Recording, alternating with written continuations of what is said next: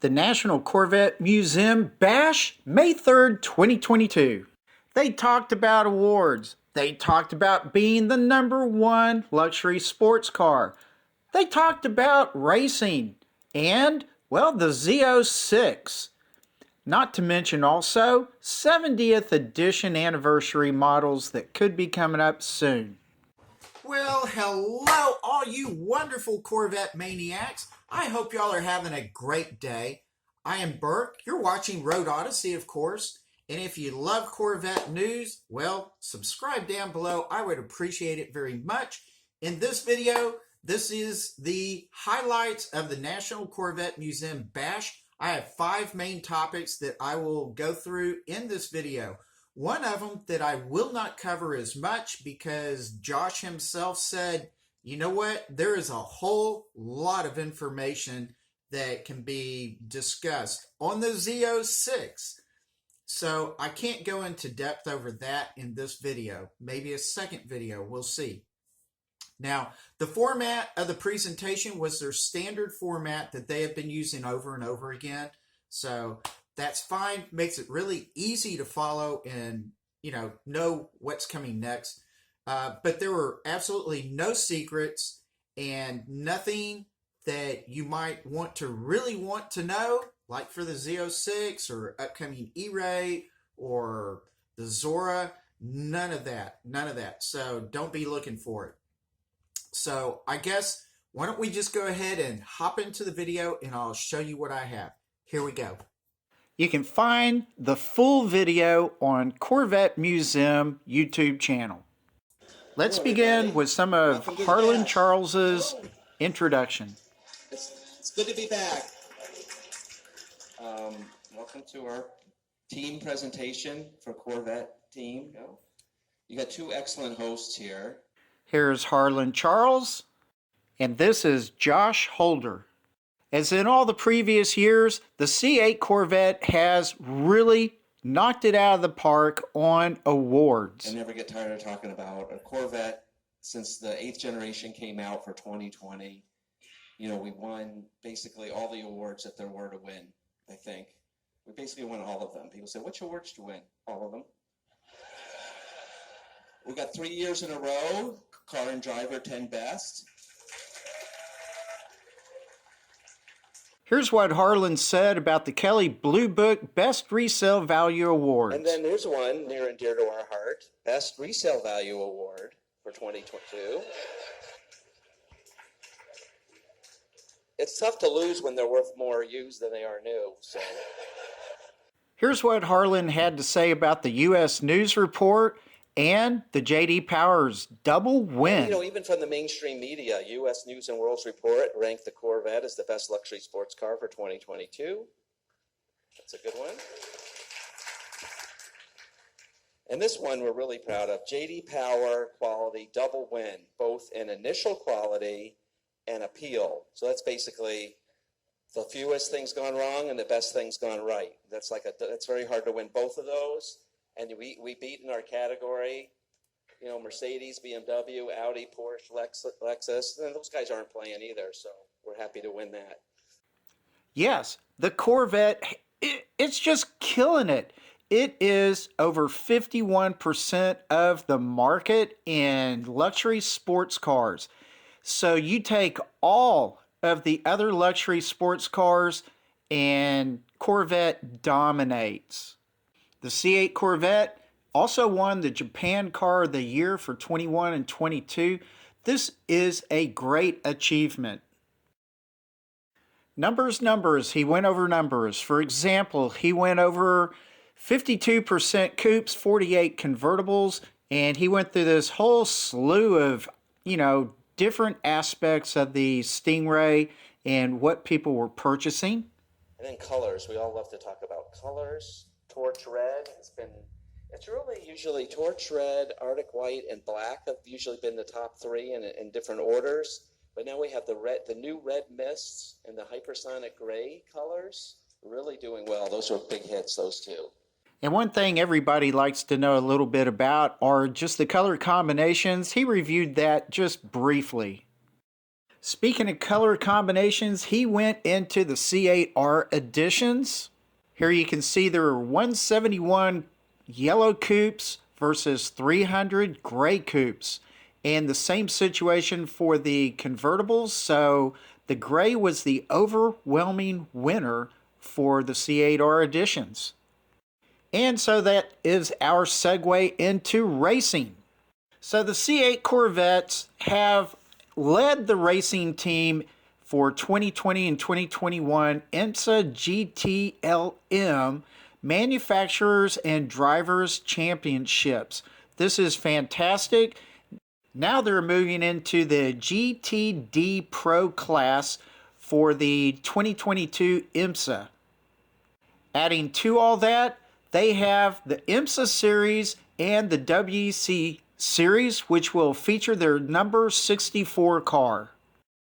The next topic is the Z06. There was a huge amount of time spent on the Z06 from just about every angle, beginning with the history. So here's one of the main slides that Harlan went over before handing off the baton to Josh. While Harlan went over some of this history, he also moved over to the idea, or the fact rather, that the Z06 Coupe has many features not to be seen on any other car. The Z06 is going to have new fenders, quarter panels, front fascia, rear fascia, rocker, splitter, and spoiler. And if you've seen this thing out driving around testing on the videos, you'll know that. The biggest thing you notice, of course, is the width, the wider wheels and tires. But this time they're also larger in diameter too. So we went up an inch, 20s in the front, 21s in the rear. And again, huge tires, 275 in the front, 345 in the rear. Now Harlan's getting deeper into the significance of the Z06. The Z06 was really co-developed with the C8R race car. You know, the engines have a lot of commonality, the body has a lot of commonality, and this has really been the best racing to street technology story we've had. Now, preliminarily speaking, the Z06 with the Z07 performance package was initially said to be 2.6 seconds for 0 to 60 and 10.6 seconds at the quarter mile with a wonderful 1.22 G lateral. He continued with specifying certain features such as the wing, ground effects, dive planes, quad center exhaust, forged wheels, carbon wheels, new tires specifically for it, and huge brakes. I'm going to give you some more details about the Z06. Yes, Josh does get into some details. If you want greater details, you're going to have to go watch other videos. But in this, I cut from the bash what I thought were some pretty neat little highlights that you may not really hear otherwise. There is certainly a lot to talk about. The engine in itself could be a few-hour presentation, but it is nothing like a small block. But it had to make more power. And the only way for a naturally aspirated engine to make more power is to get more air through it, more air, more fuel, more power. To get more air through a naturally aspirated engine, you need to rev it, and rev it really high is what we're doing. It's the most powerful naturally aspirated engine ever. So part of getting more air and higher revs has to do with getting this flat plane crank. So he gets into that a little bit more. I've talked a lot about the crankshaft and our reasons to make it lighter, but the other benefit of a flat plane crankshaft is the unique firing order. That's why the Z06 sounds different than the Stingray. In a flat plane crank, it fires every other side continuously. So that moving air through the engine, that's what really enables it. In fact, the LT6 has a higher than 100% volumetric efficiency, meaning that we're actually, through the inertia of the air itself moving through the engine, helping to pressurize the intake and get the most out of that flow at high speed. Then he moves towards comparing how this LT6 is so much like the racing engine. When you look at the race car engine, it looks very different because of their, what seems ironic to me, race car has this big giant intake manifold and this little tiny restrictor inside it that the balance of performance requires them to use. But it's one reason why the street engine has more power.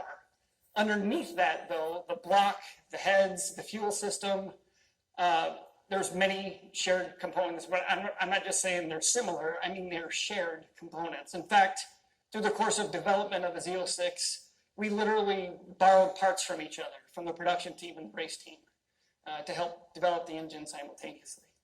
For the transmission, he's basically saying that they just beefed it up and made it stronger, and you don't have to add oil, anything like that. The oil sump pump system's just a little bit different.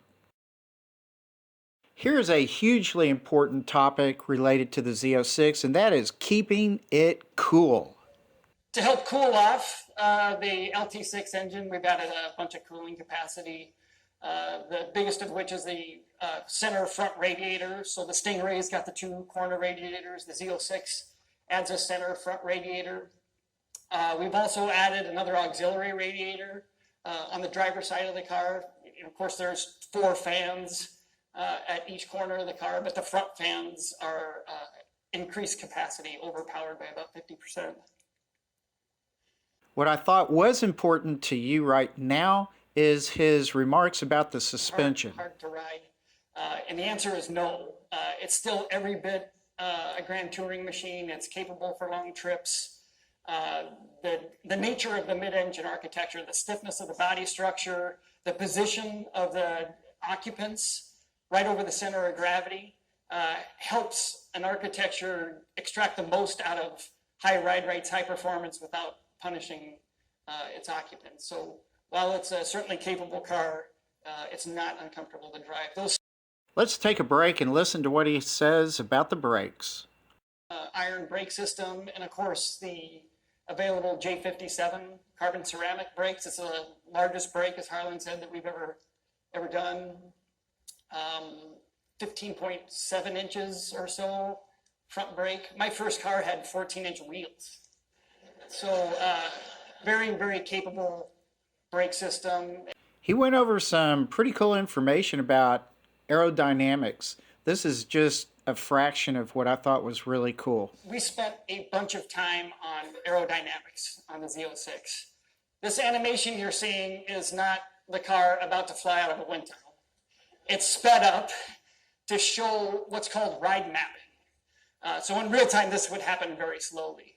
But when we measure the aerodynamic performance of a sports car like the Corvette, and especially the Z06, we measure it at different ride heights because as you're exercising the car around a track, it's not staying at the same ride height. And the effects of ground effects, that's why they have the name. Ultimately, the Stingray with Z51 package, 252 pound-feet of downward force.